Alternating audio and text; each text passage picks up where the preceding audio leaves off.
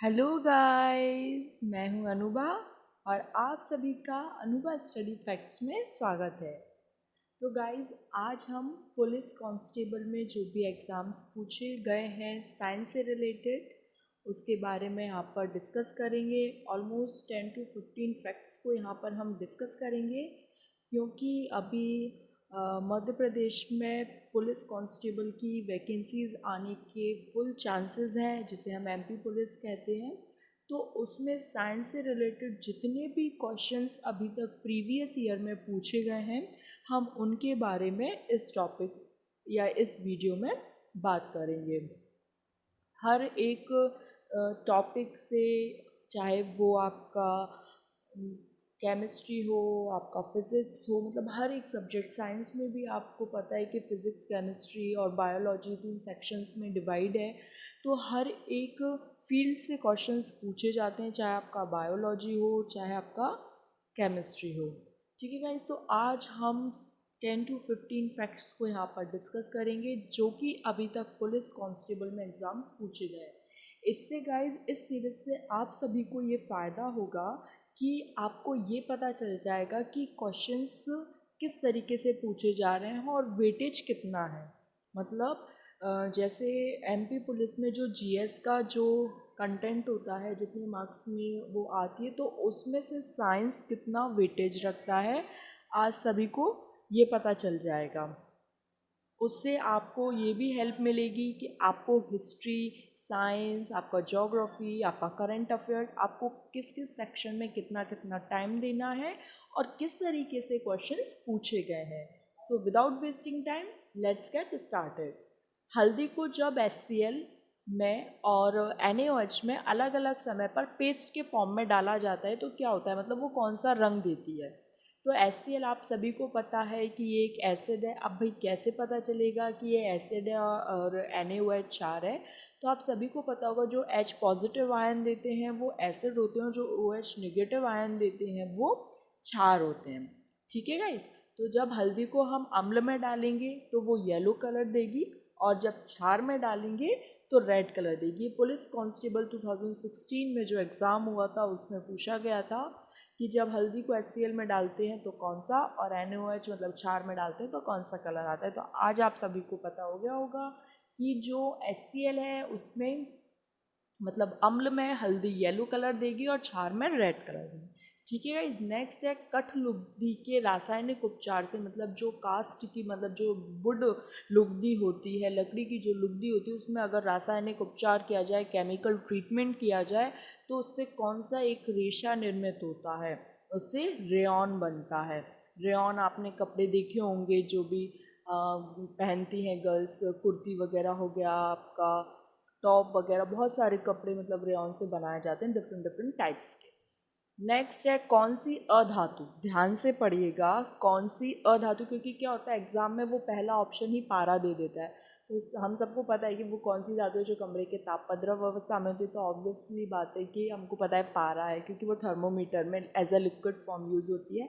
But यहाँ पर क्या पूछा गया है, हमको थोड़ा सा ध्यान रखना, लास्ट में ऑप्शन ब्रोमीन देगा। तो भाई ब्रोमीन तक तो हम पहुँच ही नहीं पाते ना, हमको तो फर्स्ट ऑप्शन पारा दिख गया, भाई यही आंसर हो गया। लेकिन आपको थोड़ा सा केयरफुली क्वेश्चन को रीड करना है कि कौन सी अधातु कमरे के तापमान पर द्रव अवस्था में होती है। तो कौन सी होती है, ब्रोमीन। ठीक है, नेक्स्ट है, और धातु की बात आएगी तो हम सबको ही पता है कि भाई पारा है। नेक्स्ट है, वातावरण में ऊर्जा का मुख्य स्रोत क्या है। ये हमने कल ईवीएस की टेस्ट सीरीज में भी किया था कि भाई जो वातावरण में ऊर्जा का मेन स्रोत है वो क्या है, तो सूर्य की रोशनी, सनलाइट है। इसी से सबको एनर्जी मिलती है।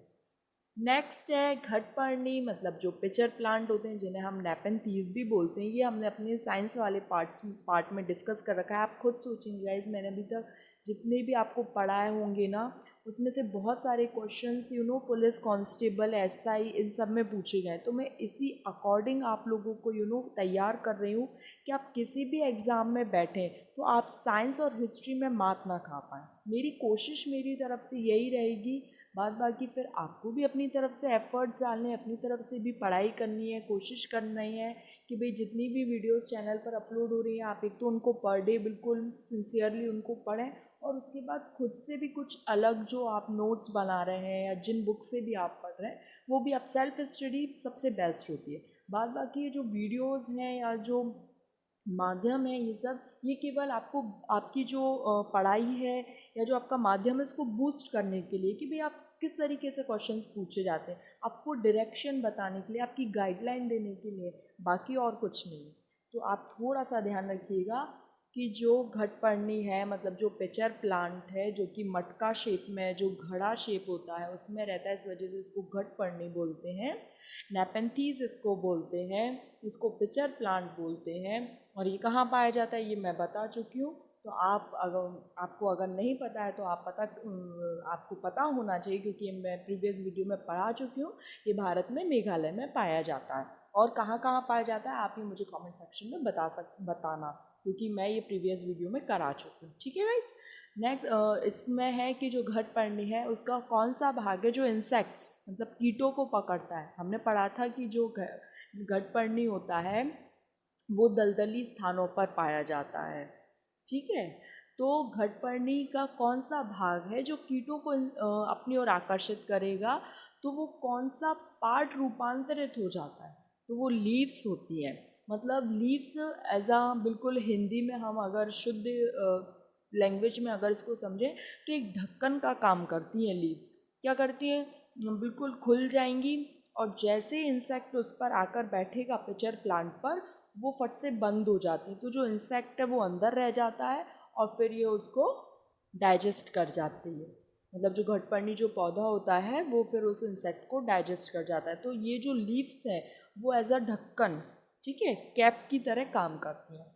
नेक्स्ट है जो स्पर्म है, स्पर्म उत्पादित करने वाला जो मेल रिप्रोडक्टिव ऑर्गन है, ये भी आपका कांस्टेबल में पूछा गया। मतलब अभी तक जितने भी क्वेश्चन है गाइस वो 2016 कांस्टेबल में पूछे गए हैं। अब आपको वेटेज पता चल रहा होगा कि भाई ये रिप्रोडक्शन से भी क्वेश्चन आ गया, फिर घटपर्णी ये न्यूट्रिशन से भी आ गया, फिर वातावरण है मतलब इकोलॉजी से भी आ गया, कौन सी अधातु है मतलब केमिस्ट्री से भी आ गया, कट लुगदी की बात है मतलब बायोलॉजी से आ गया, फिर हल्दी वाली बात है मतलब केमिस्ट्री से आ गया। मतलब आपको पता होना चाहिए गाइस कि पेपर में किस तरीके का वेटेज है, किस तरीके से क्वेश्चंस आ रहे हैं, कौन कौन से टॉपिक से ज़्यादा क्वेश्चन आ रहे हैं, और ये सब बताने के लिए ही ये सीरीज़ चल रही है जो कि आपको एग्ज़ाम में साइंस और हिस्ट्री में बिल्कुल मात नहीं खाने देगी। ठीक है गाइज। तो जो स्पर्म उत्पादित करने वाला जो मेल रिप्रोडक्टिव ऑर्गन होता है वो टेस्टिस होता है। नेक्स्ट है गाइज, मानव वयस्कों में कितने दांत होते हैं जिसमें विजडम टूथ मतलब अक्कल दाढ़ भी शामिल है। तो गाइज ये केवल कंफ्यूज करने के लिए एक्स्ट्रा दे दिया है कि विजडम टूथ भी शामिल हो, जबकि आप सबको पता है कि एक एडल्ट ह्यूमन बीइंग में 32 टीथ होते हैं। ये केवल आपको भ्रमित करने के लिए कि विजडम टूथ भी, मतलब आप सोचें यार 32 तो नॉर्मल हो गए और एक विजडम टूथ हो गया मतलब एक अकल दाढ़ हो गई, नहीं, जबकि एक जो विजडम टूथ है वो वेस्टिजियल ऑर्गन है और जो मतलब उसका कोई यूज़ नहीं रहता है। विजडम टूथ का अगर आती है तो भी कोई प्रॉब्लम नहीं है, मतलब कोई यूज़ नहीं, और नहीं आना है तो भी कोई इफ़ेक्ट नहीं पड़ता उससे। टोटल दांत 32 होते हैं। और आप इसको अगर डिटेल में पढ़ना चाहते हैं तो चैनल पर डाइजेशन की वीडियो अपलोड हो चुकी है गाइस, अगर अभी तक आपने नहीं देखा है तो आप देख सकते हैं, जिसमें हमने दांत के प्रकार बताए, मोनोफ्योडॉन, डाइफ्योडॉन, फॉर्मूला बताया 2123 का, मतलब सब कुछ उसमें अच्छे से डिस्क्राइब किया हुआ है, आप चैनल पर जाकर देख सकते हैं। मतलब आप खुद सोचिए कि हम जो भी चीज़ डिस्कस कर चुके हैं, जैसे अभी हमने डाइजेशन कर लिया, अभी हमने सर्कुलेशन कर लिया, उसमें से कितने सारे क्वेश्चंस बन रहे हैं। तो और अगर अभी हम और अपने जो एक एक्सप्लेनेशन वाली सीरीज़ चल रही है गाइस, और ये एक पुलिस कांस्टेबल की सीरीज़ चल रही है, तो आप खुद अंतर देखिए कि हम लोगों ने कितने सारे, मतलब जो अभी 3-4 टॉपिक ही कवर किए और उसमें से कितने सारे क्वेश्चंस पुलिस कांस्टेबल में पूछे गए हैं। तो बहुत ज़्यादा प्रॉफिट होने वाला है गाइज आप सभी को। तो ज़्यादा से ज़्यादा वीडियो को शेयर कीजिएगा। उससे क्या होगा कि जो भी आपके फ्रेंड्स एमपी पुलिस की या पुलिस कांस्टेबल की तैयारी कर रहे हैं उनको भी इस सीरीज़ देखने के बाद फ़ायदा होगा। ठीक है गाइज। नेक्स्ट है ध्वनि कंपन के बड़े आयाम। इसके नाम से ये भाई बड़ा आयाम उत्पन्न करेगा तो कौन, तो क्या उत्पन्न करेगा, प्रबल ध्वनि मतलब तेज ध्वनि। ये फिजिक्स का क्वेश्चन है। और जो टीथ वाला क्वेश्चन आया वो डाइजेशन से आया है। नेक्स्ट है आशा ने ऐसा भोजन खाया कि वो दूषित था। तो अब भाई उसको कोई से रोग होने की संभावना होगी, तो वो ऐसा कौन सा रोग है जो आशा को होने की संभावना है, तो वो है हैजा मतलब टाइफाइड। और ये होता है किस बैक्टीरिया से, साल्मोनेला टाइफी से। याद रखिएगा गाइस, जो टाइफाइड है वो किससे होगा, साल्मोनेला टाइफी से।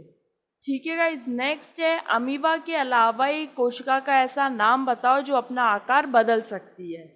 तो कौन सी सेल है वो है वाइट ब्लड सेल्स।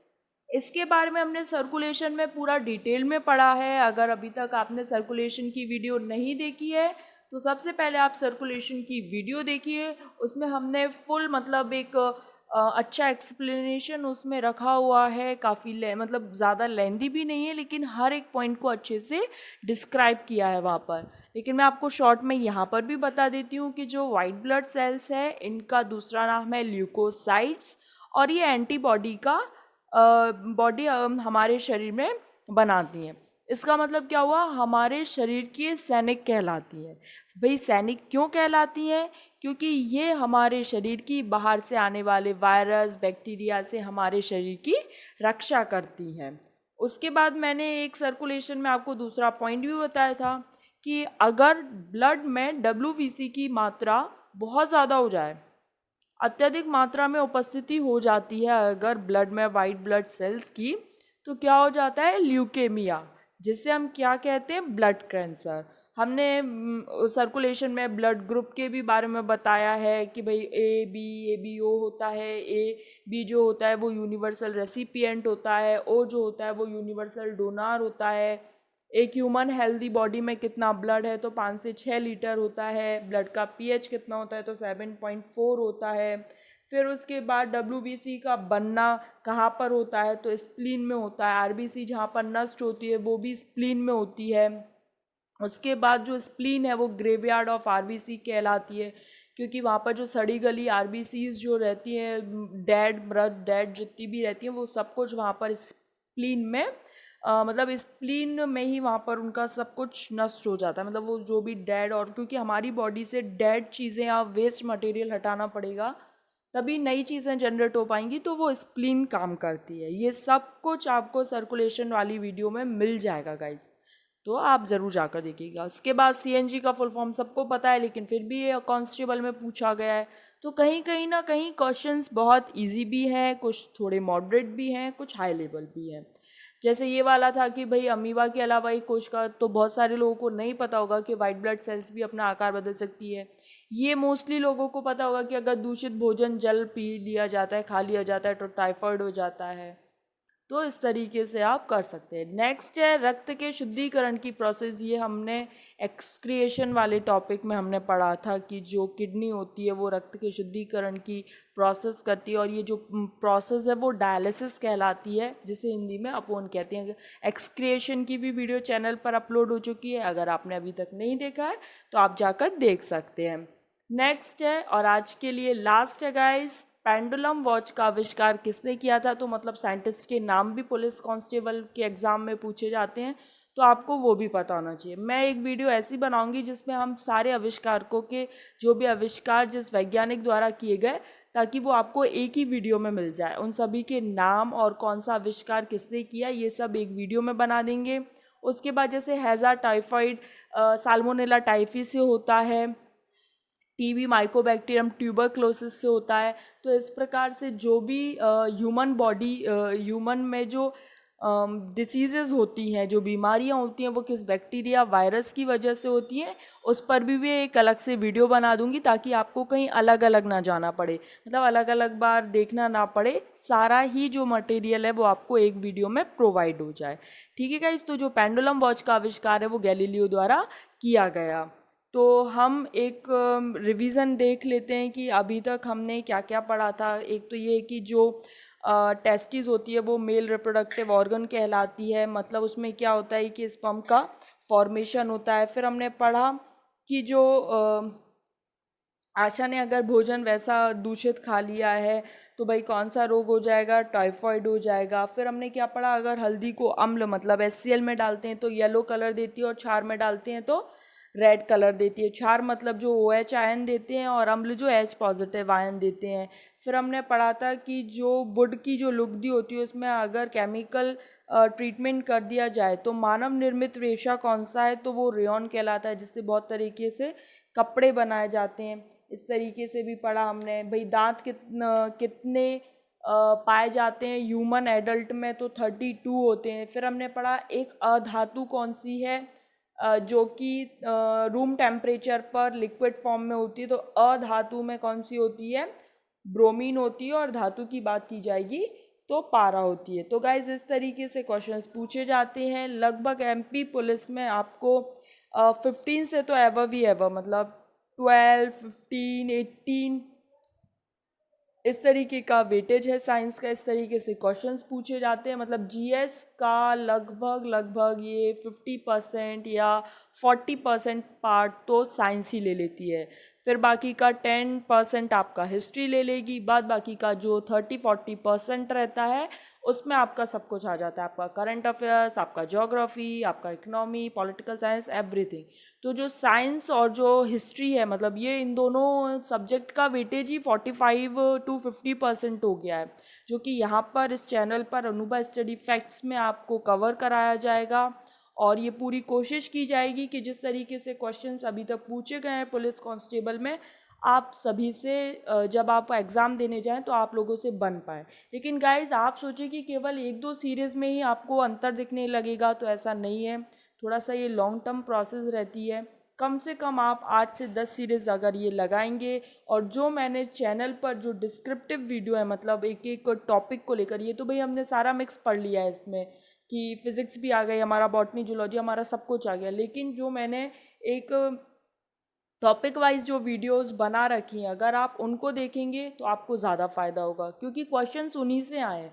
अभी तक मैंने जितने भी आपको 4 अपना जो टॉपिक कराया उसमें से ही आज कितने सारे क्वेश्चंस फंस गए। अगर जिन्होंने मेरी प्रीवियस वीडियो देखी होगी तो वो समझ पा रहे होंगे ये चीज़। तो गाइज़ ये थोड़ा सा लॉन्ग टर्म प्रोसेस रहता है, शॉर्टकट तो कुछ नहीं है कि मैं आपको 1-2 सीरीज़ करा दूँ और बस कह दूँ ये भाई क्वेश्चन आ जाएंगे, तो ऐसा नहीं रहता। और फिर आपकी अंडरस्टैंडिंग भी बिल्डअप नहीं हो पाएगी। तो यही अभी थोड़ा सा टाइम भी है अपन को, 2 से 3 महीने अपन को अच्छे मिल रहे हैं। अगर 2-3 महीने में हम हिस्ट्री और साइंस पे इतनी अच्छी पकड़ कर लें कि जैसे अगर 20-15 क्वेश्चन अगर आपके साइंस से और 5 क्वेश्चन हिस्ट्री से, मतलब लगभग 20 क्वेश्चन अगर GS के पार्ट से इसमें आते हैं तो आपका कोई भी छूट ना पाए। इनफैक्ट मेरी तरफ से तो ये कोशिश रहेगी, फिर आप भी थोड़ी सी अपनी सेल्फ स्टडी कीजिए, अपनी जो बुक्स जिनसे भी आप पढ़ रहे हैं उनको पढ़िए। और भी कोई मुझे सजेशन देना चाहते हैं कि मैं इस तरीके से चेंजेस ला सकती हूँ, मुझे इस तरीके से पढ़ाना चाहिए, तो आप मुझे कमेंट सेक्शन में इजीली समझा भी सकते हैं। आप मुझे बता सकते हैं कि इस तरीके से या फिर ये वाली सीरीज़ लेकर आई, या इस तरीके से टॉपिक, या आप टॉपिक भी सजेस्ट कर सकते हैं कि भाई नेक्स्ट वीडियो किस टॉपिक पर बनानी है। तो इस तरीके से गाइज अगर हम एक दूसरे के साथ कम्युनिकेशन करके आराम से चीज़ों को समझेंगे कि किस तरीके से आपको पढ़ना है, और आप मुझे बताएंगे कि मुझे कौन सा टॉपिक पढ़ाना है, तो शायद से ज़्यादा हम अच्छे से एक दूसरे को इस जो लेवल है आपका, जो भी साइंस का है, जो भी हिस्ट्री का, तो वो इम्प्रूव कर पाएंगे। तो गाइज़ आज के लिए इतना ही था। अगर वीडियो पसंद आए तो लाइक करना, फ्रेंड्स के साथ शेयर करना, और चैनल को अभी तक सब्सक्राइब नहीं किया है तो चैनल को सब्सक्राइब कर लेना, बिल्कुल फ्री ऑफ कॉस्ट है। Thanks for watching this video.